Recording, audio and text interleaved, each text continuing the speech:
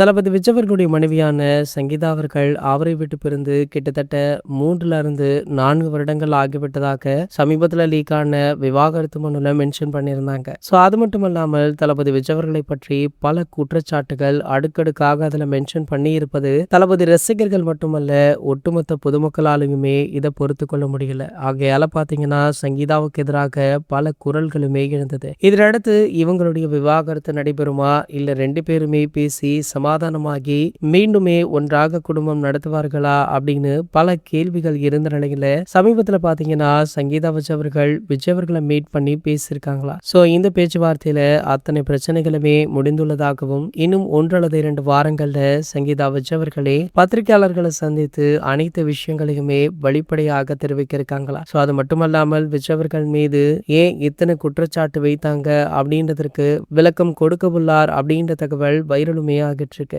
So இதனை அடுத்து சங்கீதா அவர்களுமே அரசியல களமிறங்க உள்ளதாக சொல்லப்படுது. சோ விஜய் அவர்களுடைய பதவியேற்பு விழாவில் அவருடைய குடும்ப தரப்புல அவருடைய அப்பா அம்மா 2 பேரும் தான் கலந்து கொண்டாங்க. சங்கீதா விஜய் அவர்களோ அல்லது திவ்யாவோ இல்ல ஜேசன் அவர்களோ வேறு யாருமே கலந்து கொள்ளல.